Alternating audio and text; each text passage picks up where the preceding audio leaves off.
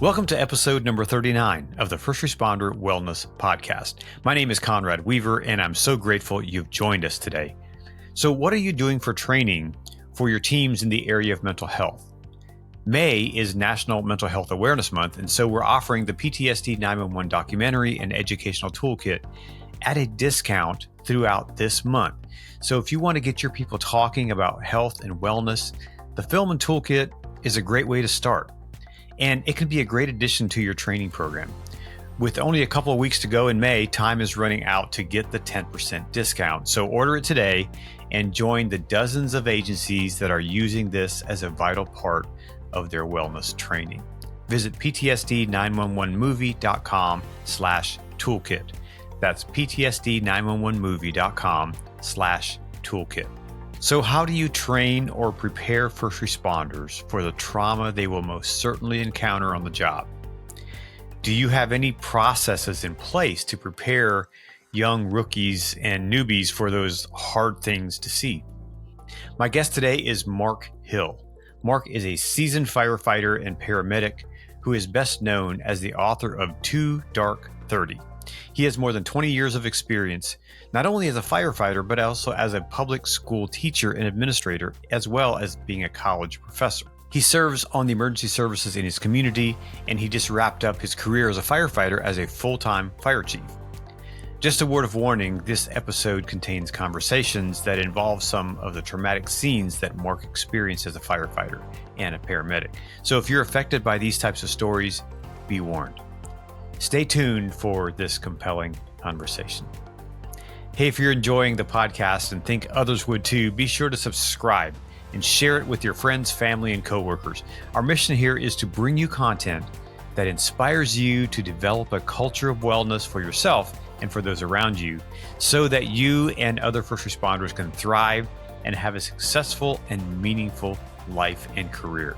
So whether you watch on YouTube or listen on your favorite audio app, please subscribe, and I'll be ever grateful.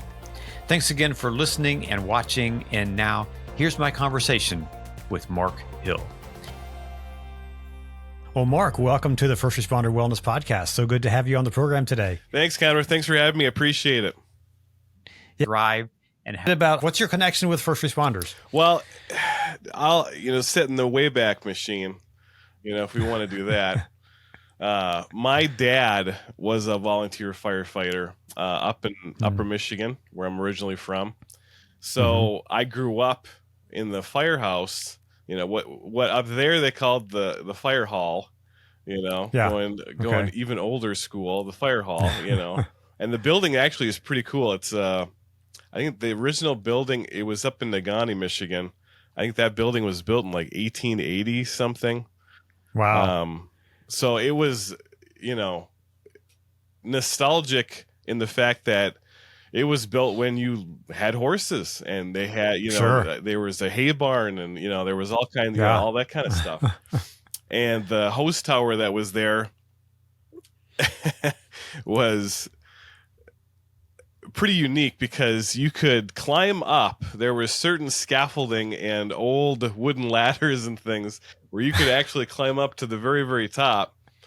And my grandpa would always talk about back in, 1930, a guy, apparently, because how it was back in the old days, some guy climbed the hose tower from top to bottom. And then I guess he, how stories are. My grandpa's like, he climbed all the way up, and then he climbed up there was a flagpole on the top of the tower, and he did a handstand apparently on top of the, it's just like, okay, is there a picture of this? You know what I mean?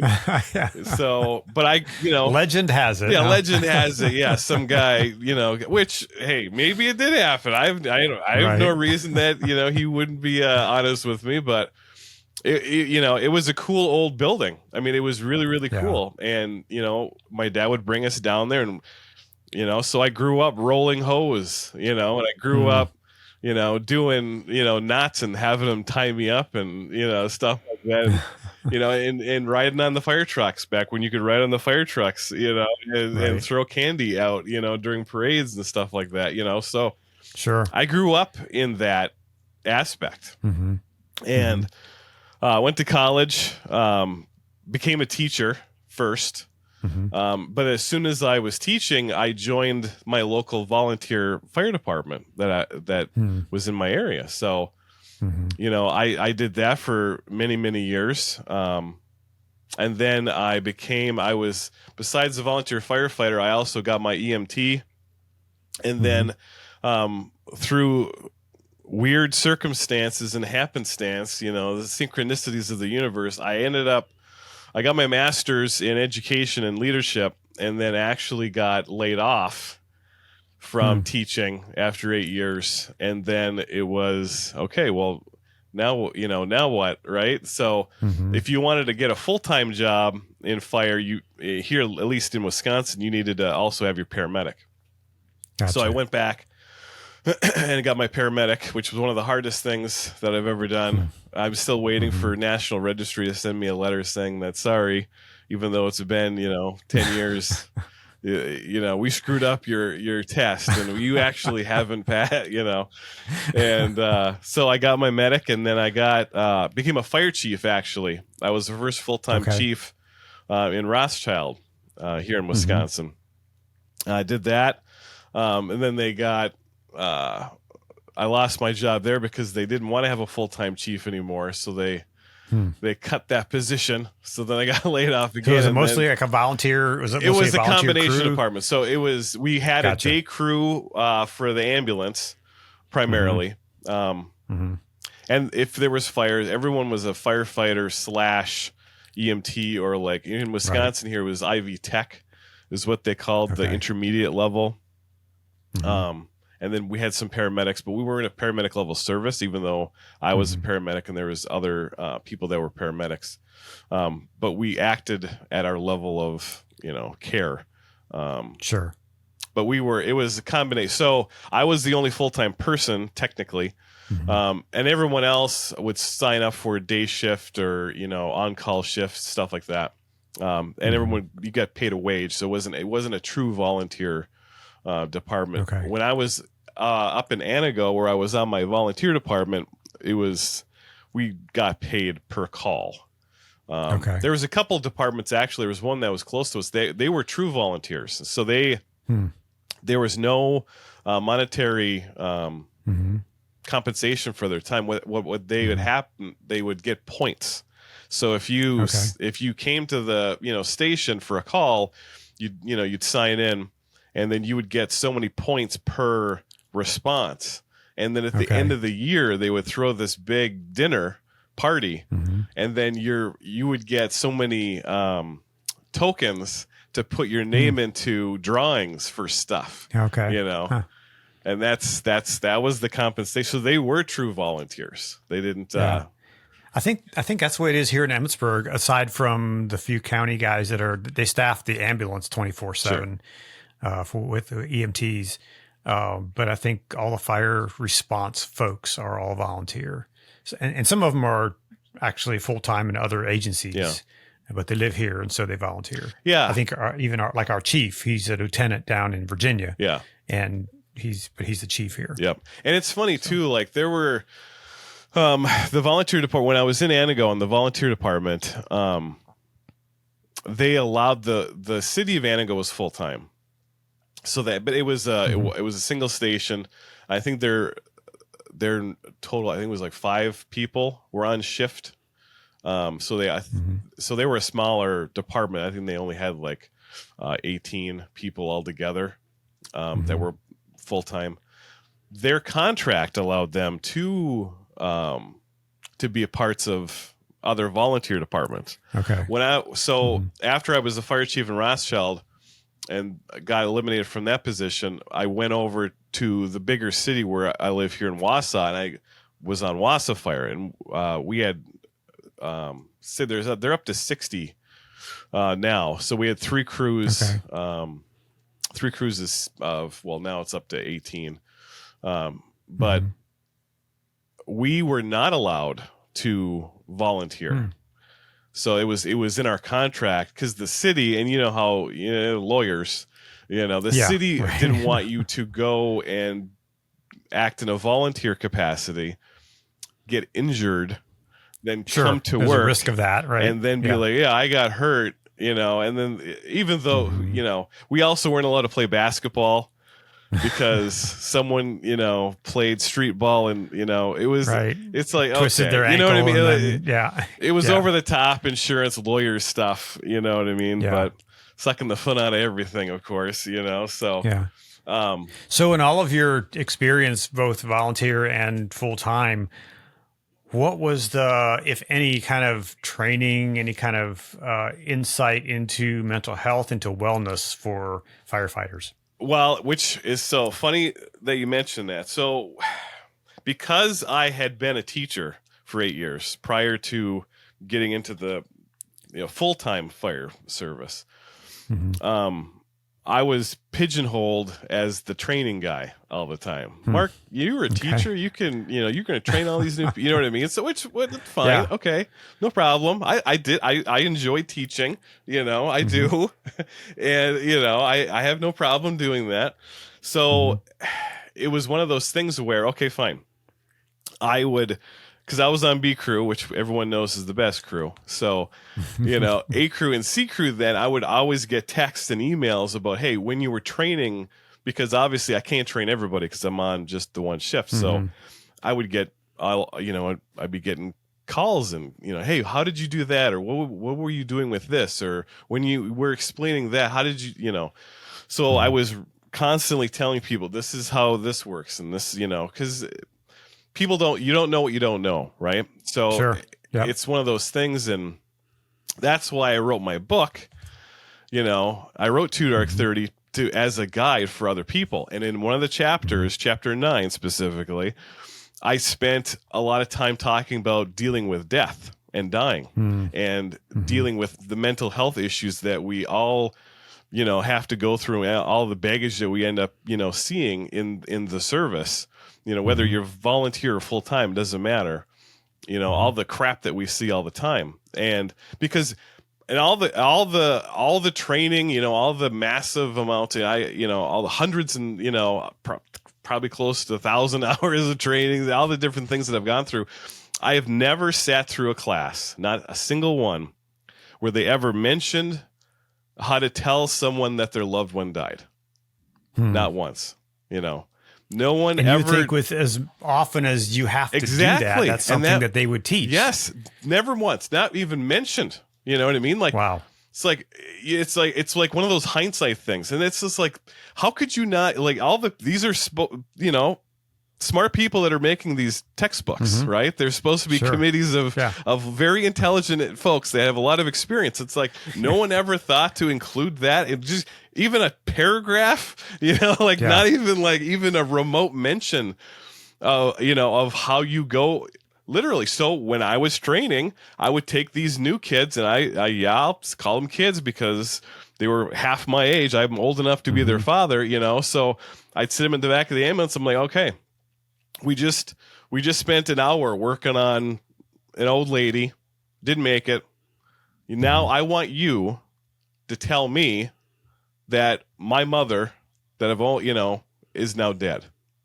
And these kids would just, you'd sit there and be like, you'd probably freak them out. I'm like, no, I'm, role playing. Tell me, what would you say? What would you say to a person? Because you have to do this. This is something that you're going to have to do this in the job, literally hundreds of times. You're going to have to tell someone that their loved one has died. How do you go about doing that? And they have no idea. I mean, why do you think that wasn't part of the training? Well, I think a lot of it has to be because it's uncomfortable. It's an uncomfortable situation, and people avoid, they avoid hard and difficult conversations. Everybody does. In all the course of the history, and all the different things, and even normal difficult conversations, like telling someone that, hey, they need to pick their ass up and start working harder, or get your head out of your ass. You know what I mean? Like just a normal difficult conversation. Because it's uncomfortable. It's hard. It's difficult. We don't want to have, I don't want to have to be the asshole, but I'll be the asshole if I need to be one. Yeah. But that's the thing. Like, people avoid the things that they're uncomfortable with. And telling But I'm someone thinking, just as looking, you know, as someone looks in from the outside, I'm thinking, okay, doing CPR on someone who's lifeless here is uncomfortable yes, too. But you train on that. yes, exactly. So how is this? I mean, I know it's death. That is a whole nother level. Yep. But, you know, that's what first responders do. They do uncomfortable things. It is. And I think it's a mental switch, right? Because if I'm doing CPR on someone, and as we all have done, you know, when you first start a CPR on someone and you crush that, you know, you crumble that cartilage, right? If it's the first time you've ever done that, and which I've been with these new people, because practicing on a mannequin is one thing. When you actually are, you know, you go and you actually do it on a real person, and they look at you because it's like, yeah, that's what it feels like. You know what I mean? Like, yep, just keep going. You know what I mean? Like, just keep working it, because it's you're not focusing on the person. You're focusing on a task, on right? the job. Yeah. So it stops being like an emotional, empathetic kind of. You're doing a job right now. Right? I'm doing CPR. I'm doing respirations. I'm starting an IV. I'm doing an IO drill, or whatever the situation is, right? I have a task to do, and I'm doing the task, and I'm focusing on that task. It's the after the fact that, okay, now the tasks have been completed. We were unsuccessful, or we were successful, or whatever the situation is, right? Now I have to deal with all the stuff that we just did. And think about that mental process, because you're never going to forget it, right? And then now I have to become an empathetic or communicative person. Now that I got to tell someone that their mom is dead, their dad is dead, or their child has died. You know, yeah, because you go from doing the task to now being that human being that has to connect with another. Exactly. Now I have to communicate. I got to tell someone that, and that's hard. It's a really hard thing to do, and focusing on just doing a job and a skill way easier than now having to communicate, which goes with teaching. Like, a lot of people cannot stand teaching. A lot of people hate public speaking. It's not that you can't do it; it's that they're uncomfortable in the situation, and that's the thing. You know, doing a task and doing a job, pulling that lever, you know, pulling the whole, doing that stuff. That's easy. It's now the communication fact after that's the hard part. Yeah. And so it probably also translates into being hard to talk about the stuff going through your head. Absolutely. With the people around you. And the thing is too, like, I remember when I was in college, I had a Professor Truax who was for psychology, and she offered extra credit to people to come and be a part of her study. And her study was on, what was the title? I forget the title of it, but it was basically on a person's ability to handle death or dying or things like that. So she would show us clips. I'm dating myself a little bit here, but back in the old days, back in the 80s and the early 90s, there was a movie called Faces of Death. Yeah, you remember that? Yeah, I remember that. Horrible. Yeah, it's horrible. I mean, why would someone, you know? But yeah, so there were clips, so you know, different clips, and they were all real clips. Yeah, you know, of people dismemberments and, you know, suicide, you know, bad stuff, right? Yeah.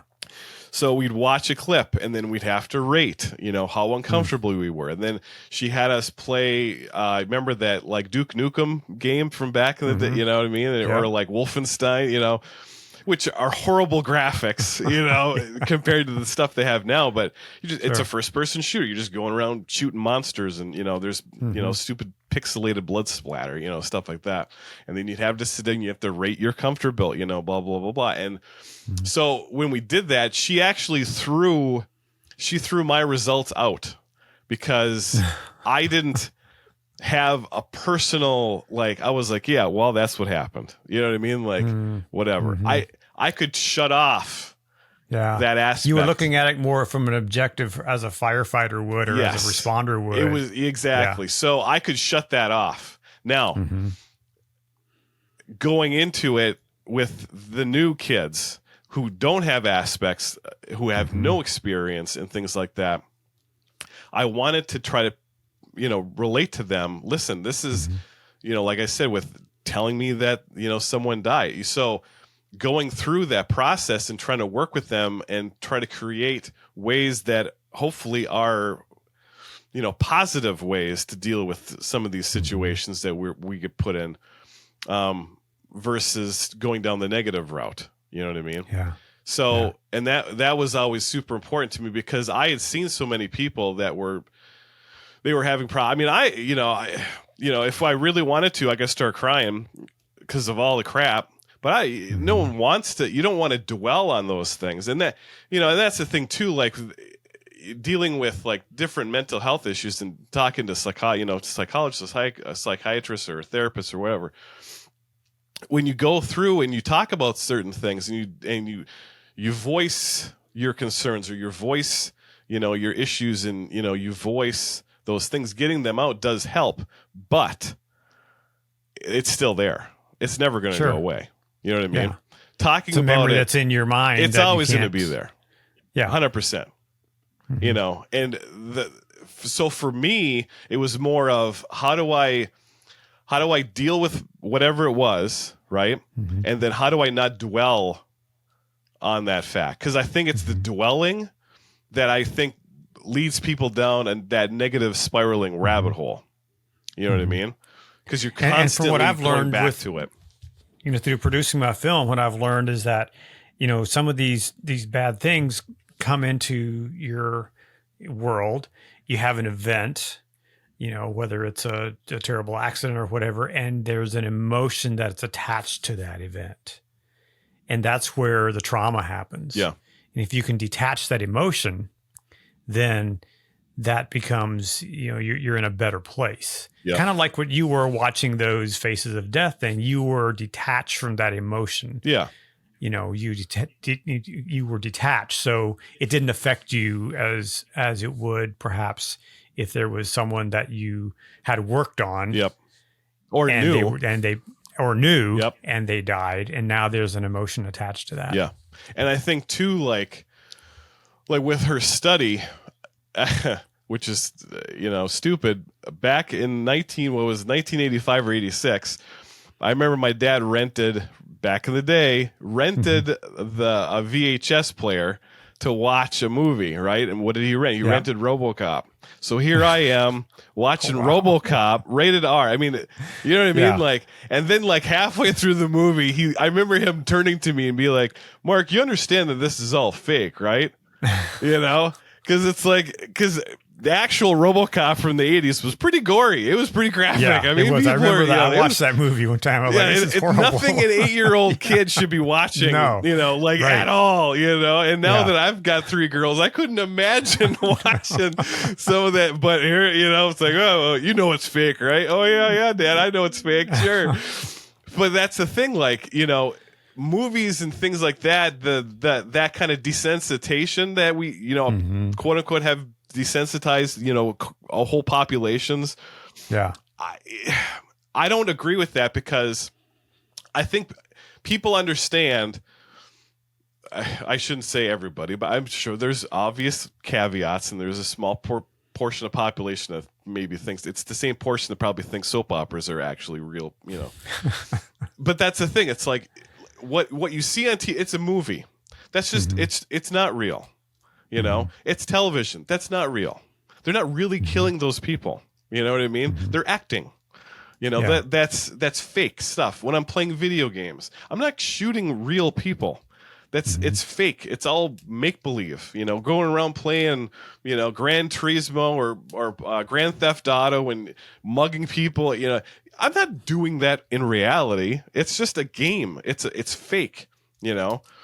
So I think when people they say, "Oh, you're desensitizing populations," like people understand that there's a difference between real world and fake world.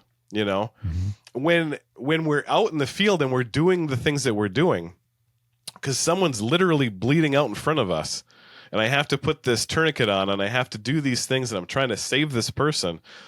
doing the actual real thing with a real live person. I can feel their warmth of their body, right? Mm-hmm.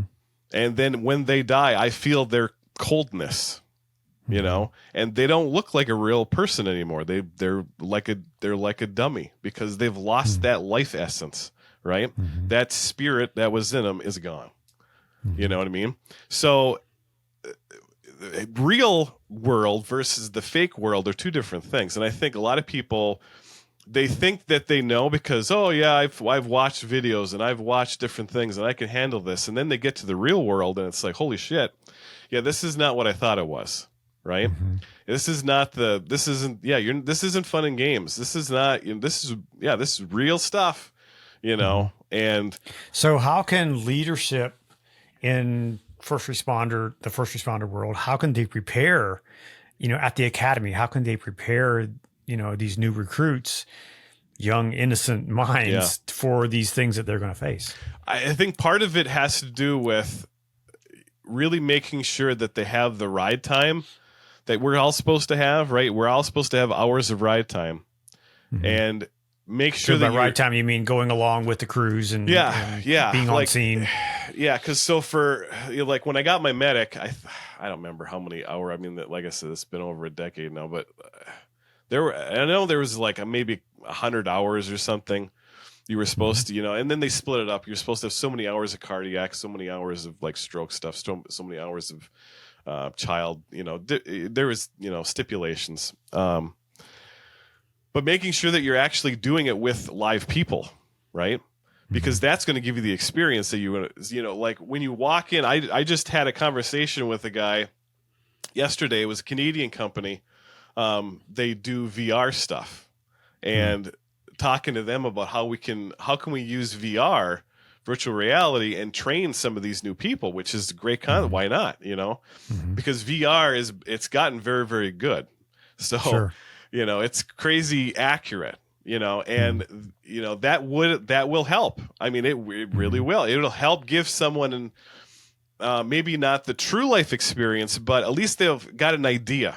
Be a step closer to that, right? Right. You at least, I can throw you in a situation where, yes, it's virtual and it's training, but at least I can throw you in a situation where you have to think about it on a mental basis, like, okay, step 1, step 2, step 3, step 4, and now I have to go through a process. So then when we reach it in reality, at least you've got something to fall back on.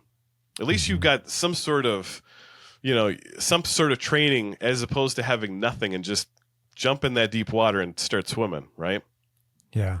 So I think a lot of it has to do with, we have to do a really good job of training these new people using everything we can possible. And if we don't have access to virtual reality systems and we live in an area that doesn't get a lot of calls and just does not have a lot of runs, that they just won't get that experience, then we have to do a lot of really good and try to make it as realistic as we can scenario training.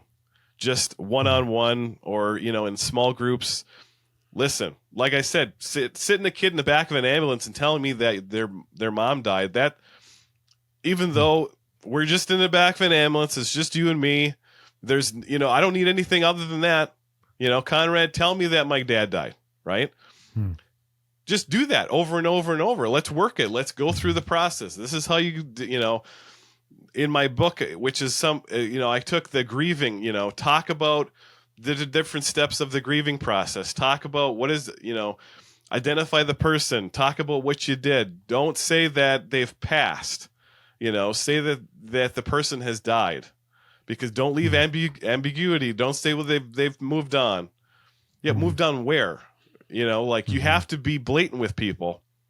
You can't just, we've tried, this is what we did, blah, blah, blah, blah. You got to go through the process, but doing it in a role-playing action, that'll help, so that when they get to the real world and they have to do it for real, they've at least run through it themselves, and they're not left there stuttering like a fool with nothing, no basis, and nothing going on.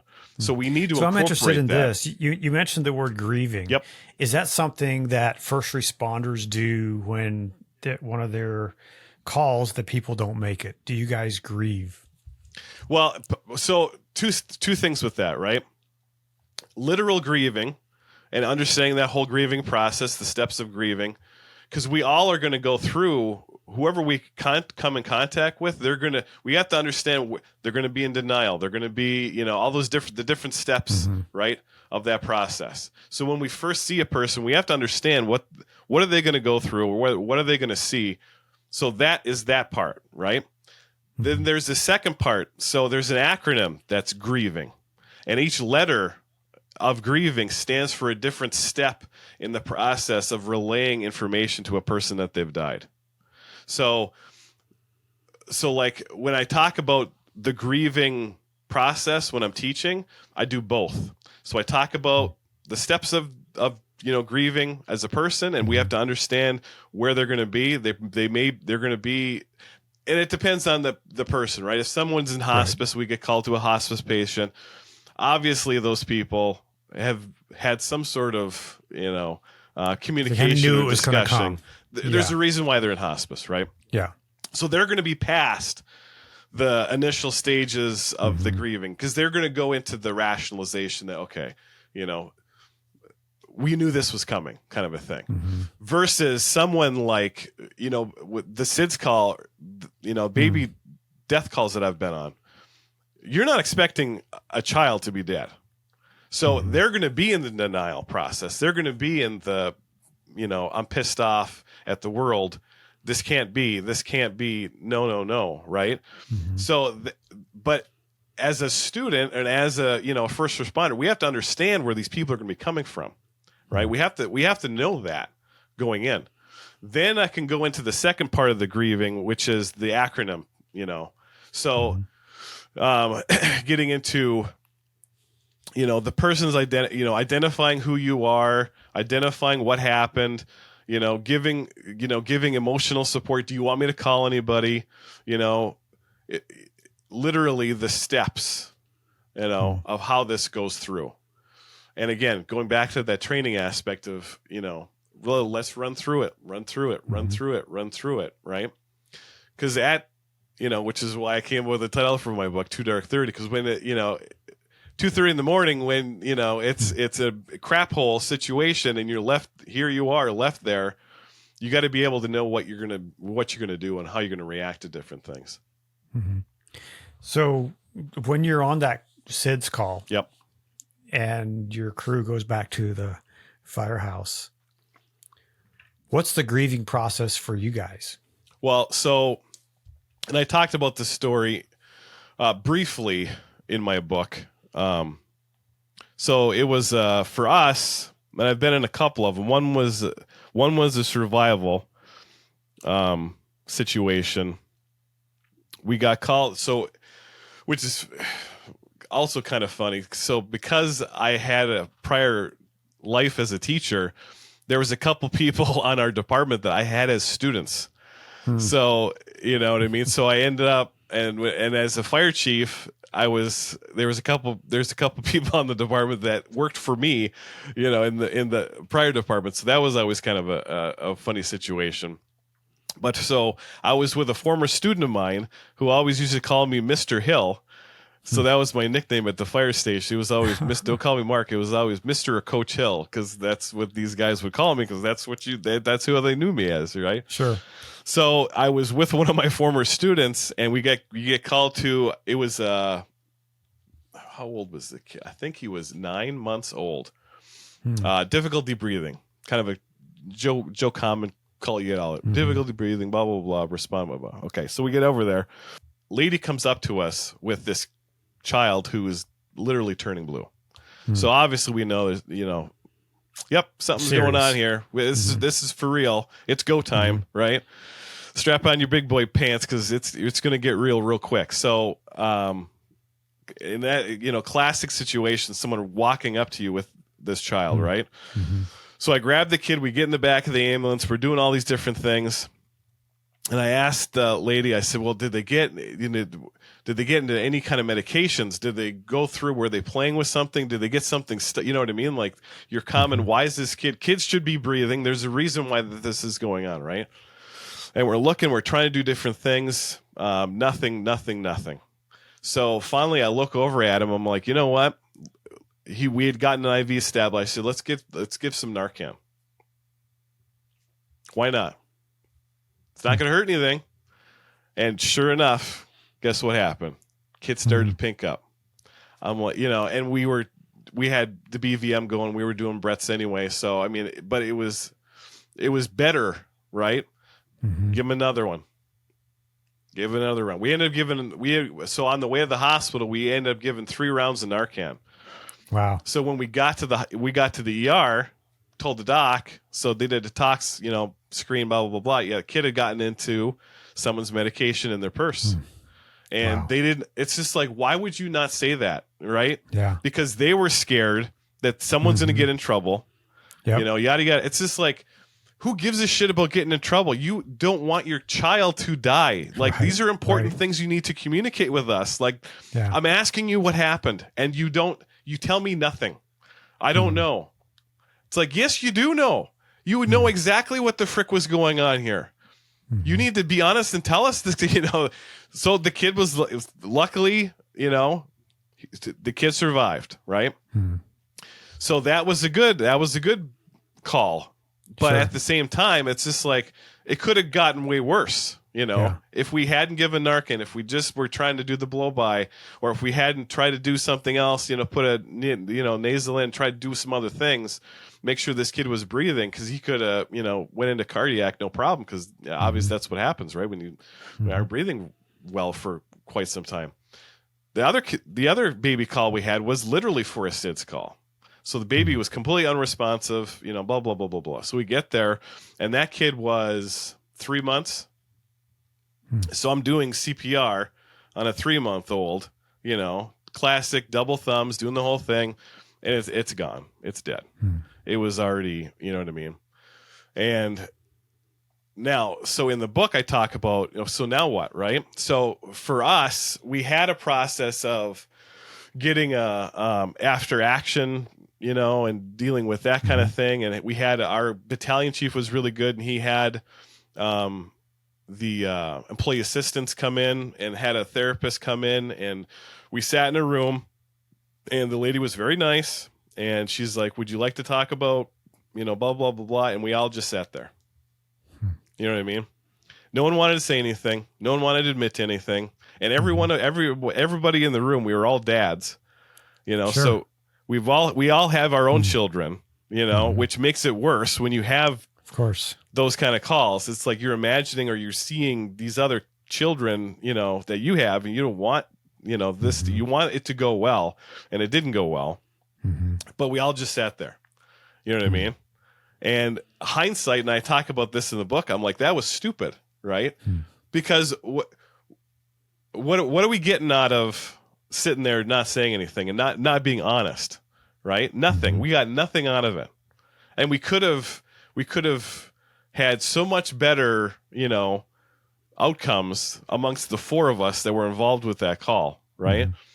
But we didn't want to. If one person would have said something, you'd have opened the. I know, and that's the thing. Like, no one wanted to be that guy. We're all tough, super macho dudes. Like, this does, it's like, bullshit. This doesn't bother you. There's a freaking 3-month-old kid that died that we were working on. You know what I mean? No, this, of course it bothers me. It still bothers me, and that's the thing. Like, part of it is that stigma, right? That we have to get over this machismo type A personality kind of crap. And we have to be honest with each other. Like, listen, this is not normal. This is not a good thing. No, we shouldn't have to, but yeah, we're going to have to deal with it now, and how are you going to deal with that kind of stuff? Talking about it helps. Writing it down helps. How do you help a team get past that wall of saying, hey, it's okay to talk about these things? How do you get them motivated or inspired to say, yeah, I have some questions about this? I think a lot of it comes down to leadership, right? So in our department, we have a lieutenant that's in charge of the crew at each station. I know some places that captains, whatever it is, I think it starts from whoever is in charge. They have to take that step forward and say, listen, this is my problem with what we saw, right? Because if we're all sitting there like bumps on the log, I have to, as the leader, I have to take ownership, and I have to now get this ball started. I have to realize that, and I have to take ownership of that, right? That's what happens when you're the leader. You're taking on that responsibility. You know, you have to do that. Yes. Is it going to be uncomfortable? Yep. Is it going to suck? Yep. Going back to having difficult conversation with people. Of course. Yep. But it comes with being in charge. That's what happens, you know? And here's the other thing. If you don't have a leader that wants to do that, or that is unwilling to step up and do that, then we have to be okay with being the leader in that situation.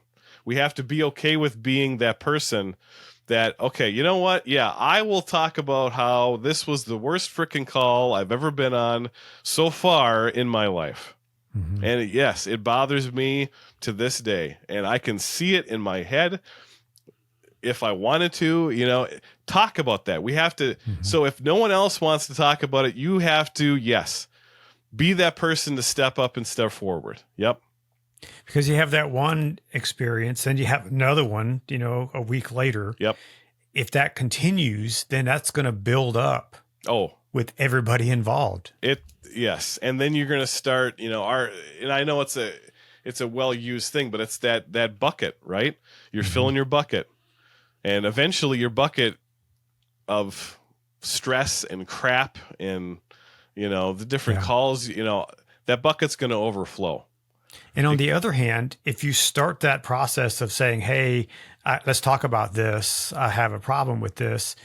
If you start that once, that opens the door for that next incident. Yes. And it makes it easier for the next person to speak up. Yes, absolutely. And the thing is too, like, when I was doing my book, I wanted to try to find more studies and things like that. So like Brene Brown, who does a lot of that shame and guilt research. She unfortunately, and I emailed her actually, and because I wanted to get her permission to use some of her stuff in my book, and she's like, "Yeah, absolutely." And I said, "You know, if you want to do another study, deal with first responders, because almost all of her studies deal with women." Yeah, I know it's you know, not politically correct, but there are difference between men and women, and we see things differently, and we look at things differently, and we react to things differently. So, you know, taking that aspect of what we see as guilt and shame is different than what a woman sees as guilt and shame. So, as a leader of an organization, that's something else you need to understand, and I have to understand and know and be able to process with. So what you do for your guys, the ladies in the group it's going to be different for them, especially if it's a, you know, SIDS call and things like that. You know, women are going to look at that differently than a guy. Sure. You know, so you have to be able to understand that. So that is part of it.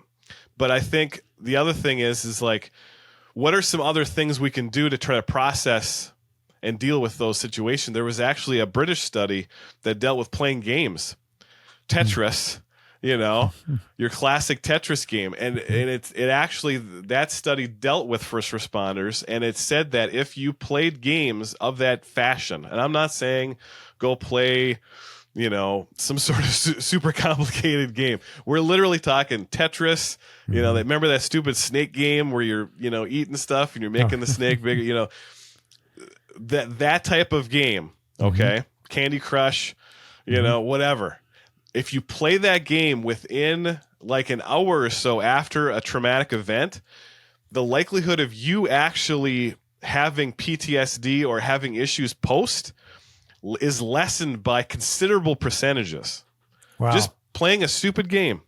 Wow. Because it forces your brain to process certain activities. And that those are all important things, and that's a psychology aspect that we need to understand and we need to acknowledge. So if I you know, as a leader, I want to be like, hey, number one, be open and honest with everyone. Start that conversation. Be the first person to say what you have a problem with, and be open and be okay that, and show that it bothers you. Mm-hmm. That's the first thing you can do. But then secondarily, give the people that you're with the tools necessary to have a successful outcome. If it means everyone plays Tetris or plays Candy Crush or whatever, or give them the downtime, right? Yeah. Give them time to process the situation. Mm-hmm. Don't just be like, all right, get your med back in service. Mm. Especially after something like that. Be Sure. like, hey, you know what? It's not going to be forever, but you guys need to decompress a little bit. And I say guys in the royal, as the royal we, right? Yeah, But of course. whoever's on the med, or whoever's on the or whatever the rescue is, right? Take some time. Mm-hmm. Literally. Take some time for yourself. Give them an hour. Hmm. An hour can make all the difference in the world, Mm-hmm. right? But what if you got a station like Station 2 in Baltimore Yeah. that has, dozens of calls a day? Yep.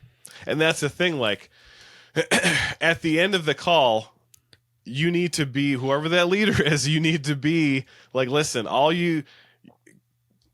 everyone come in here, and we're going to sit down, we're going to talk about it now at the end of shift. Mm-hmm. We're going to talk about this, Mm-hmm. right? You have to take the time. Yeah, I'm not going to get paid because my shift ended at 6:45 or whatever. But you know what? For the next 15, 20, 30, 45 hour, whatever, however long it needs to be, Mm-hmm. is however long it needs to be. Yeah. And we You know, need to I had take a- I had an art therapist- ownership of that. I had an art therapist on the show a couple of weeks ago, and she does this with a department down in Virginia where they get together immediately in the morning, right after shift ends, and they do art. Sure. And we were actually privileged to film that. Wow. And they all signed releases, said Yeah. that we can be there. And at first, they were kind of quiet and didn't talk much because the camera was rolling, Yeah. But after a while, they just started talking, and they processed all this stuff. Yep. And it was really, I think that's similar to playing those games. Yeah. It uses a different part of the brain Mm-hmm. and kind of helps to be able to process some of those things. So I think what you're onto there for those departments that don't have the privilege of taking an hour after the call Yeah. because they're on the next one immediately at the end of shift doing that. I think that's so important. Well, and that's the thing too. Like, it goes back to, and I don't know why this is. I mean, this would be another interesting thing. Like, we all complain about leadership a lot, right? Everyone loves to bitch and complain about that. And then we also love to bitch and complain because when people that we work with become those leaders, it's like they forget where they came from. And we're like, what the hell happened to you? Mm-hmm. You should know better because you know what it's like, right? Mm-hmm. And it's just like, don't forget where you came from. Like, remember where you came from. I mean, I remember we were up in the township because we service a very, very big area. We have the city proper. Then we also, we farm out EMS services to our local townships that are by us. So we cover like over 100 square mile area. So we were out in the boons. There was it was a head-on traffic, bad call. We tried everything. We were out there for a while, and we worked this guy. Wasn't going to go. We even did a pericardiocentesis, even to try it. We're like, we threw everything to try to get this guy back, and didn't work out. And I remember our battalion chief called and wanted to know where we were. I'm like, are you serious? I thought he was joking at first, I'm like, what? He's like, where are you? Are you still on that scene? I'm like, yeah, we're still on this, because it had been an hour and 5 minutes. And we were still on scene. I'm like, yeah. Yes, we're still here. We had just literally went through the frickin' gambit, every tool in the ambulance, and there's stuff everywhere. I mean, there's stuff everywhere. Sure. And I have a dead person sitting in the back of my ambulance right now. So yeah, I'm still on scene. And because of the way things are, I said, I'm going to transport. We're going to go to the ER. I'm bringing him to the morgue because this is what happens. So I said, yeah, we're going to be out of service for another hour. well, you guys need to get back into service. It's like, come on, man. You got to understand what's going on here. Yeah. Like, don't forget where you come from. And this is a guy that, again, he had been on the buy. It's just like, what are you talking? You know exactly where we're at. No, we're out here having frickin' milkshakes and we're having a barbecue. What do you think we're, like, come on, man. What happens to leaders when they, I don't know. I don't promotion? understand. I don't get that, know? And it's one of those things, like, don't forget, if you're in charge, if you're the leader out there and you're listening to us right now, please do not be that person, Don't forget where you come from. Or if you happen to be a leader that does not come from a lot of experience, just know that we're all trying to do the job professionally as best we can. And, we're not trying to, waste time, especially when you end up on some of these calls that, it's going to take some time. It takes a while. Yeah, it does. Do you think leaders get kind of complacent because they've not been on scene recently and I think some of it, I think some of it is you forget a little bit. I think the other half of it is when you become a leader, like when I was fire chief, it becomes a political freaking nightmare. Yeah. So you end up you're getting told from on high, we need to get our meds back into service. You guys need to be able, but your response times need to be better. You need to be, all these different things. They're getting it from another end. Sure. So, and they're now responsible to be answering for why is your med out of service for 2 hours? And now, because if we're out of service for 2 hours, that means two other, for our department, we had 3. So that means someone else is picking up for our not responding to calls. Yeah. You know what I mean? So it becomes that cycle of, well, now, okay, well, all right, we're listening on the radio. Okay, Med 2, they're on a serious call. They're going to be out of service for a while. We have to pick up the slack because now, you know what I mean? So everyone gets a hit. Everyone now I've got to take more calls or whatever the situation, or maybe we have to call for mutual aid, which again, if you're from on high, we shouldn't be calling for mutual aid. We should handle our own business, all those different things. So part of it's a politics, which sucks. And it is the worst. It's one of the worst things, but at the same time, just realize that everyone's trying to do the best job they can. Yeah. Yeah. So what inspired you to write your book? Well, part of it was like I was saying earlier, is that I was getting so many questions about, hey, how do you do this? And how did you teach that? And and because I had the experience and I had the knowledge and I had the degrees and I had all that stuff. So I had hurt my back on a call. So I was laid up for months with my back injury, and my wife's like, all right, you need to do something because you can't be playing Fortnite and you can't be, yelling at the computer because you're getting killed by 10-year-olds, that you should be at school right now anyway. What are you doing? But she's like, you need to do something more productive, So I'm like, all right, fine. So I'm like, I want to write so I started jotting everything down, and it turned into the book. It turned into Too Dark 30, and that's all it is. It's a book because I've had the instructor course and they do a really good job. But again, it's good for specific jargon of teaching. So I wrote my book differently. I wrote my book conversationally. Like if you and I, Conrad, were having a conversation, I wanted to talk to you about Maslow's hierarchy of needs, or you want to talk about OODA loop. What does OODA loop stand for, and how does it relate, and how can we use it? Or we want to talk about death and dying. We want to talk about how to I wrote the book like a conversation. So it's real. It's not a jargony textbook in the least. Okay, so that was part of it. The other thing was with the book, I wanted to make sure was I wanted to make complex things simple.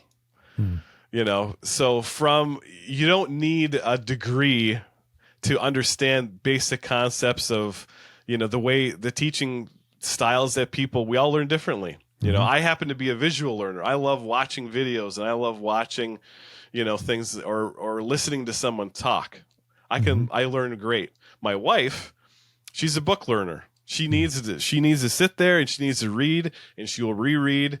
That's how she does it, which is fine. Then like we have most first responders, they're tactile learners. They like having their hands on stuff. Let's see how we can break this, right? So I mean that's it. But again, those are all different learning styles. So you can't just be one. You have to. If you're a good teacher, if you're a good instructor, you have to be able to take from all parts to create a really good lesson, to get everyone involved in what's going on. So who's the book written for? I wrote the book for, well, actually it's anybody. But specifically I wrote it for, first responders, people that were in, the fire, EMS, police industry, where, I talk about different stories, which I'm a big fan of stories. So I think stories give context. So almost everything in my book has a story behind it. So I tell you a story, and then let's talk about how it relates to whatever the situation is that I'm addressing in whatever chapter it is. Right. So it's a book full of stories from when I was a teacher, when, I was on different calls, so that's also part of the book itself. But honestly, it doesn't have to be specifically for first responders, but that is who I wrote the book for. Sure. And so where can people find it? Where can people order it? The book's website is 2dark30.com, which is all written out. 2 dark and 30, all written out. Otherwise, it's on Amazon, Barnes and Noble. Everywhere you get your book, it's everywhere. So I've got a book, and I made a workbook for it too, because I had a couple of people that were like, I would like to use this more like in a teaching reference. And I'm like, yeah, I'm a teacher. So I made a workbook with it, which is strange because on my website, it's called the Complete Combo. You get the workbook and the book itself, and that's the #1 seller, which is funny. Oh, very cool. Very cool. I thought less people would buy but they like the workbook for it, which it does. I spend a little more time in the workbook, going through. Okay, that was the concept. Now let's write down. Let's think about how we can use that concept, right? So, there's a book and a workbook. I just over spring break here, I had my wife read the first draft of book 2, which is about my leadership failures. So it's a book on failed leadership. All the things I screwed up when I was fire chief. So we'll have to have you back on the show when that book gets published and talk about that.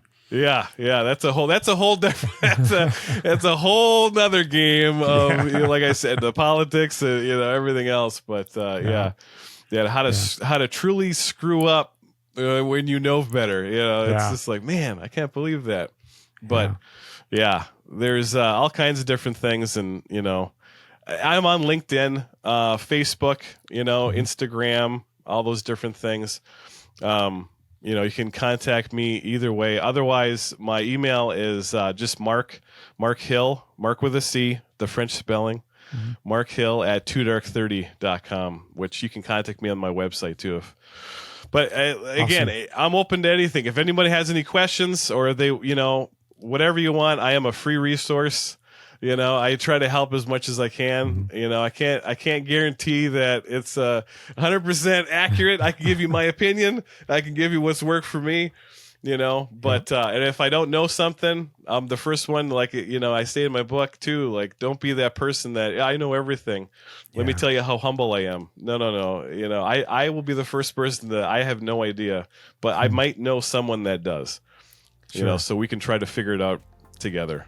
Awesome. Well, Marc, I really appreciate you being on the program today, and I'm going to give you the final word. Anything you want to say to your first responder friends out there? First off, just thanks for having me. It's been a pleasure. I'll come back anytime you need me. Anytime you want me to come back, I can tell stories about all kinds of different things. But last message to all those first responders: just remember that you are not alone. You're not at all alone. We're all out there, and we're all in this together. And if anyone, if you don't feel comfortable bringing things up, reach out to someone. Either a friend or someone. Just talk to somebody and just know that you are not alone. And if you want to, you can reach out to me. I am, now I have now medically retired, so I have nothing but time. If everyone wants to reach out to me, I am here to listen. And that's the thing too. Like, just know that you are not alone out there, and we're all dealing with a lot of stuff, and you don't have to do it by yourself. Awesome. Great final word. Thanks so much. Thank you, Conrad. Thanks, Marc, for joining me today on the podcast. I really enjoyed our conversation. Be sure to check out Marc's book on Amazon. I'll leave a link in the show notes. And don't forget that the PTSD 911 film and toolkit is available at 10% discount throughout the month of May. The link is also in the show notes. Thanks again for listening and for watching. And remember, you are not alone. And if you need someone to talk to and don't know where you can turn, you can dial 988 for help. Be sure to tune in next week for another interview with an amazing first responder leader. Until then, be well, take care of yourself and those around you, and go out and do something great in the world.